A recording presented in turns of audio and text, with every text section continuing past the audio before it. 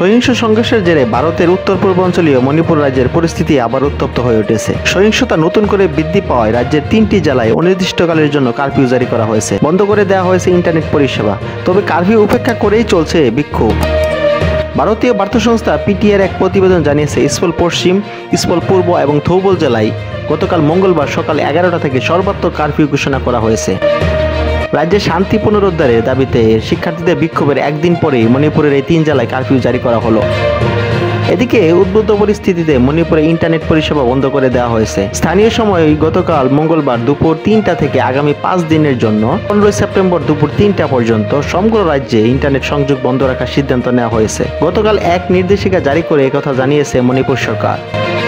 শান্তির আবহে সমাজ মাধ্যমে বিভিন্ন ধরনের গুজব ছড়ানো হচ্ছিল বলে নির্দেশিকায় জানিয়েছে সরকার। অন্যদিকে মণিপুর সরকারের ডিজিপি এবং নিরাপত্তা উপদেষ্টাকে অপসারণের দাবিতে কারফিউ উপেক্ষা করে গতকাল নারী ও শিক্ষার্থী সহ আন্দোলনকারীরা ইস্পলের রাজভবনের দিকে মিছিল নিয়ে যাওয়ার চেষ্টা করলে নিরাপত্তা বাহিনীর সঙ্গে তাদের সংঘর্ষ হয়। এ সময় আন্দোলনকারীদের ছত্রভঙ্গ করতে কাঁদানে গ্যাস নিক্ষেপ করা হয় বলে সংশ্লিষ্ট কর্মকর্তারা জানিয়েছেন।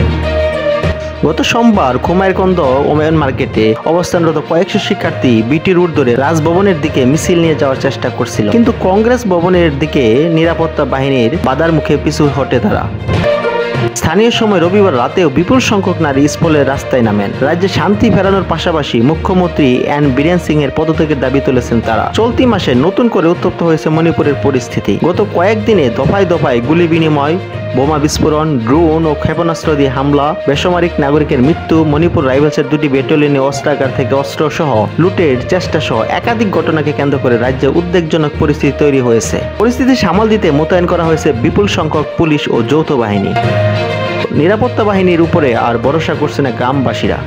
তারাও হামলা রুখতে প্রস্তুত। আধুনিক দূরবীন দিয়ে পাহারা দিচ্ছেন গ্রামের মানুষজন। হাতে হাইটেক ওয়াকিটকি, পরেন বুলেট প্রুফ জ্যাকেট, বন্দুক।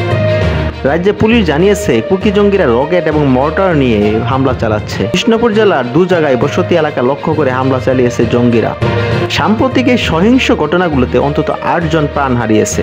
এসব ঘটনায় আহত হয়েছেন 12 জনেরও বেশি মানুষ। আদেশ অনুযায়ী কারফিউ চলাকালীন বাসিন্দাদের তাদের বাসস্থানের বাইরে চলাচলের উপর কঠোর বিধিনিষেধ আরোপ করা হয়েছে।